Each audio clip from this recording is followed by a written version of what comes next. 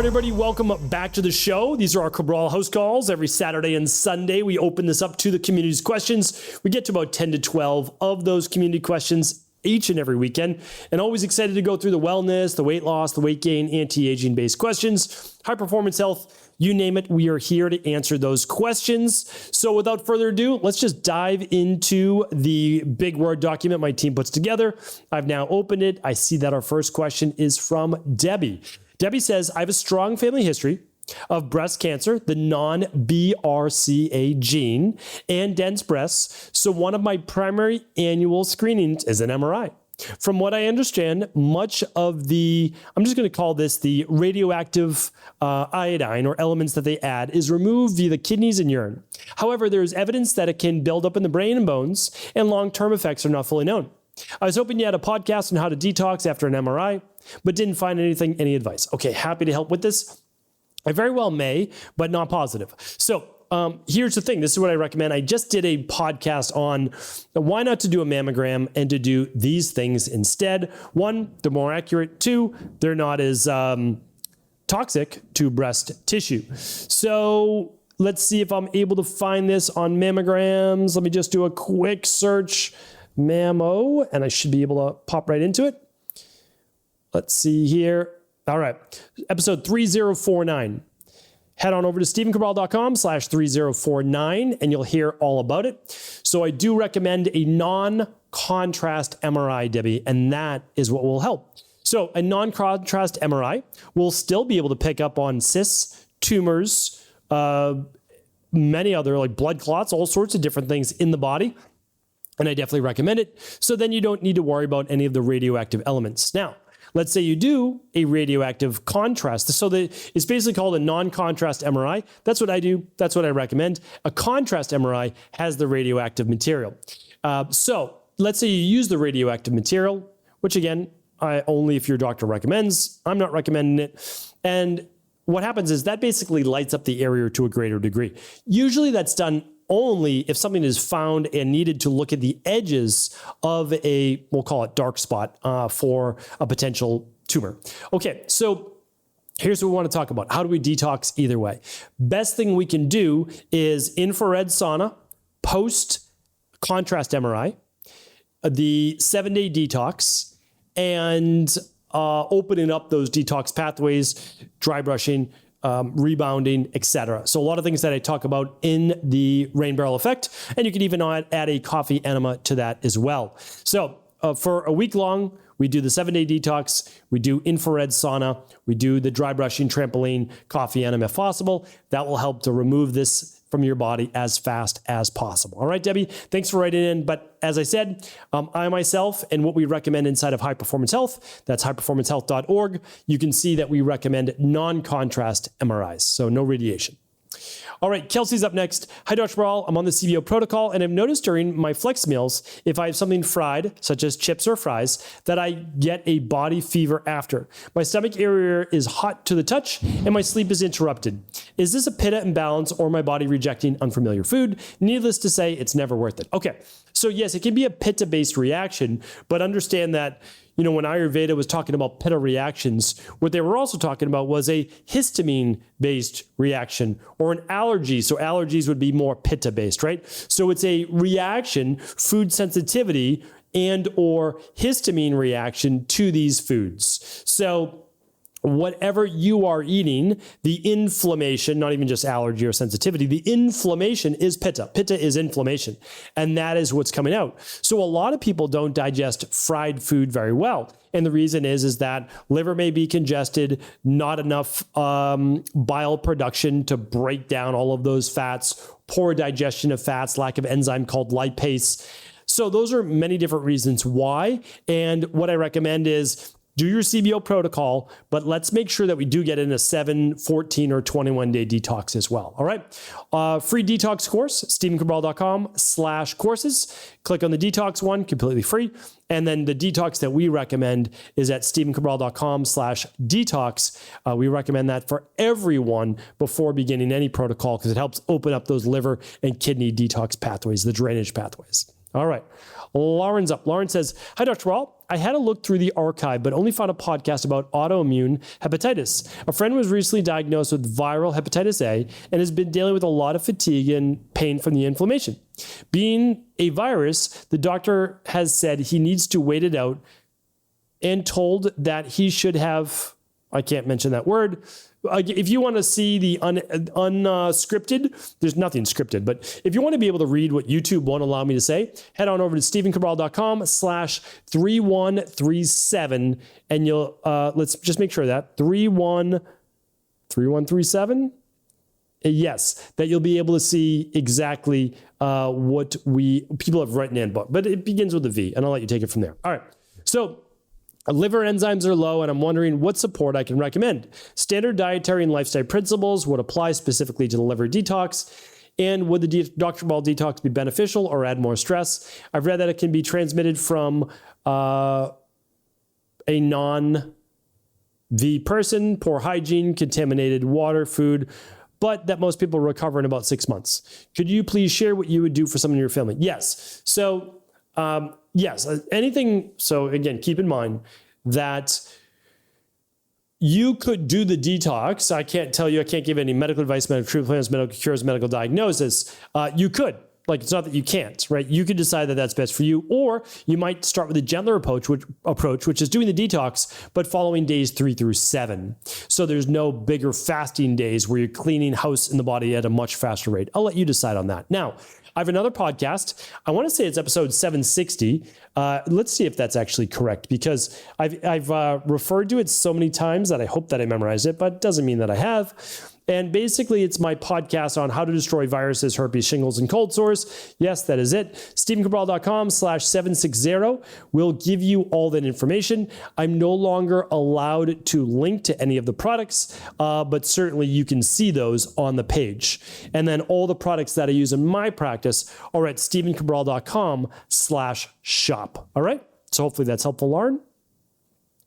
Okay, Sonia is up next. Good morning, Dr. Rawl. Thank you for all the information you share. It has been really helpful. My question is, what do you recommend for someone with a nickel allergy? She is really overwhelmed since she was diagnosed with that. Her food options are really limited. Thanks in advance. Okay, so there's a couple things to look at.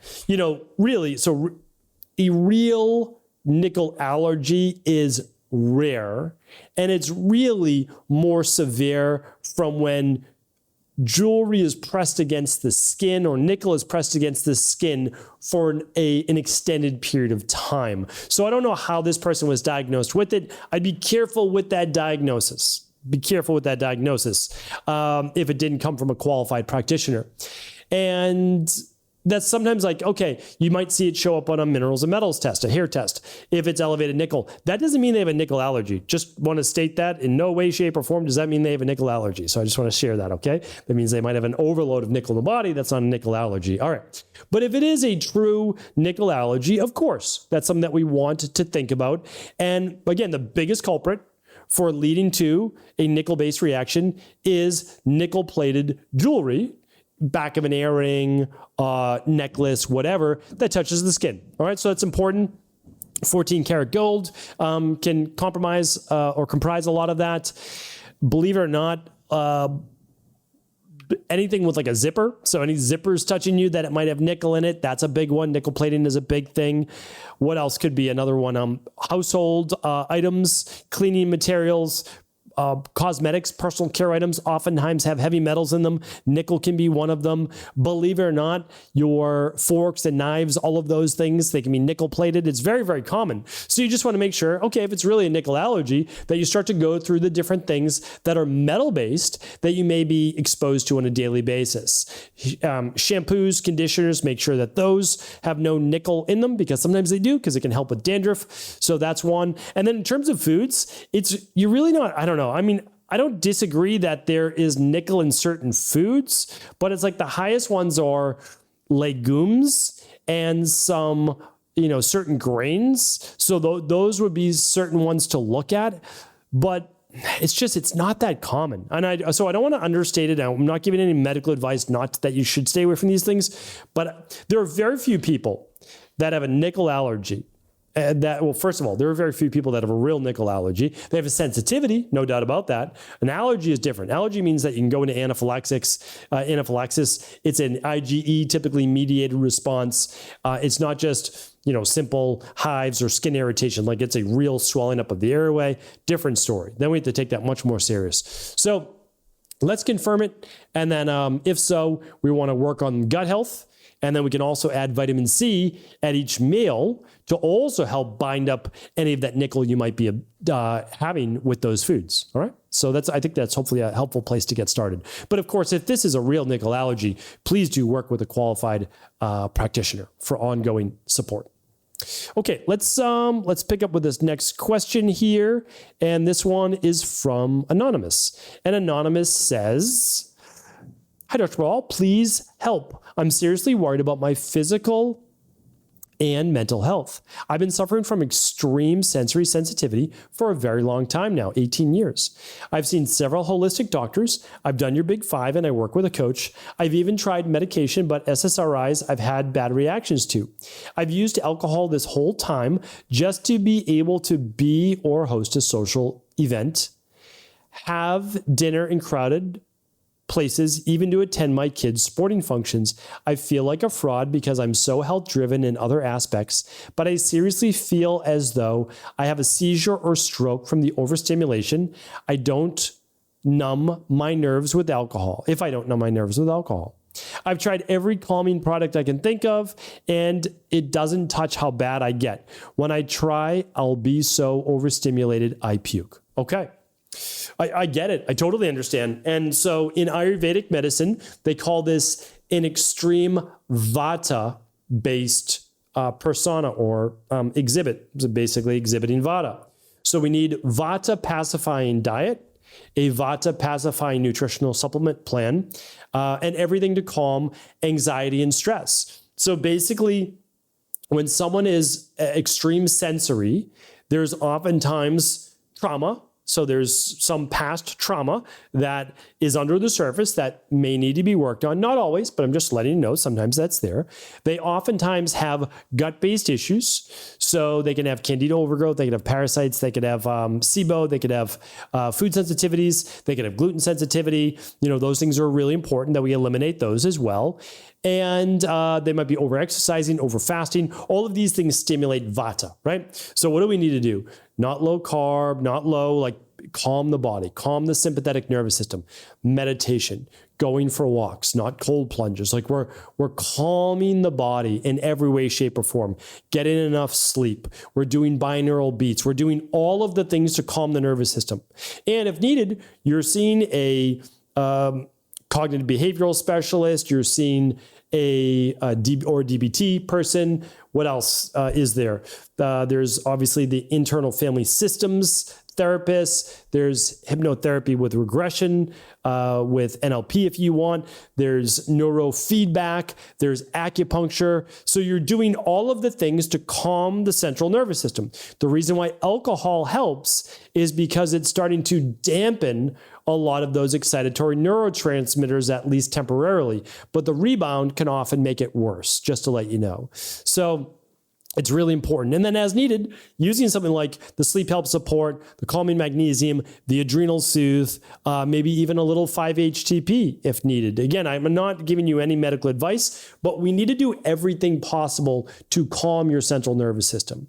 And so for me, I'd be using magnesium throughout the day. I'd be using CBD throughout the day. I'd be using adrenal soothe throughout the day. At night, I'd be using full spectrum magnesium, yes, but using that throughout the day. Use the sleep help protocol. And I would use that liquid melatonin, sleep help support, liquid melatonin. That's my minimum. Then, of course, I'd be using the daily nutritional support for all of your activated Bs and your good protein, help with methylation-based issues because there might be methylation issues. What else? I would be using omega-3s, 2 to 3 grams per day. That's 2 to 3 soft gels per day. You can spread it throughout the day if you'd like. I'd be using vitamin D to optimize those levels. I'd probably be using zinc. Yeah, those would be my major things. Yeah, without a doubt. Yeah, Yeah, those are my major things to start. So hopefully that's helpful. And again, continue to work with a qualified integrative health practitioner level 2. Continue to make sure your tests are optimized and you'll get there. There's no doubt about it, but you need to calm that vata in every way, shape, or form, which vata means excitability, anxiety, the sensitivity that you feel. I've helped many people achieve this in my practice. I know you can achieve it as well. So hopefully this has been helpful to everybody. I'm going to be back answering more of our community questions tomorrow. So definitely tune back in for all podcasts at stephencabral.com/podcast. You can even search for all of your keyword terms there. Take care, everybody. Have an amazing rest of the day. Thanks so much for tuning into today's show. Before you go, don't forget to hit that subscribe button. I want to make sure that you're getting our daily content, not missing out on anything. Functional medicine, wellness, weight gain, weight loss, anti-aging, living longer, stronger, and all of the most cutting-edge research. And if there's any topics you want to hear, feel free to leave them in the comments below. Take care.